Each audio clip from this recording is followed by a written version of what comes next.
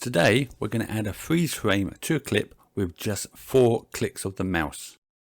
And the reason I've uploaded this video was to help answer a question that was raised on a previous video about freeze frames and the different ways it can be done. So I hope you find this useful and enjoy, and let's get started. Move your playhead to where you want your freeze frame to begin. Click on your clip. Press Ctrl R. Now click on the drop down arrow and pick freeze frame. You'll now see that we have a start and end point marker on our clip. We can now test it to see what it looks like.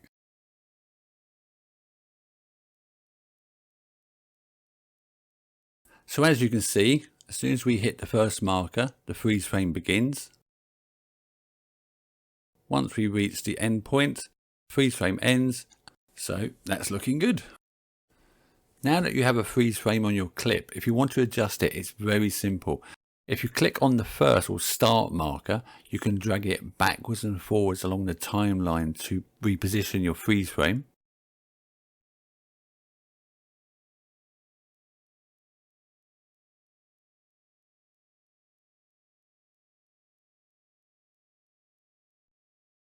If you want to adjust the length, either longer or shorter, you can use the end marker.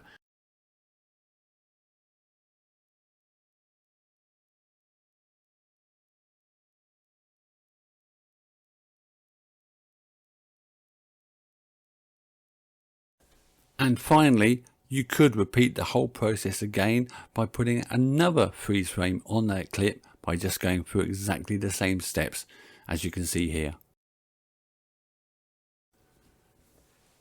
Okay, and we're done. I hope you found this video useful, showing you how to add freeze frames using the retime control.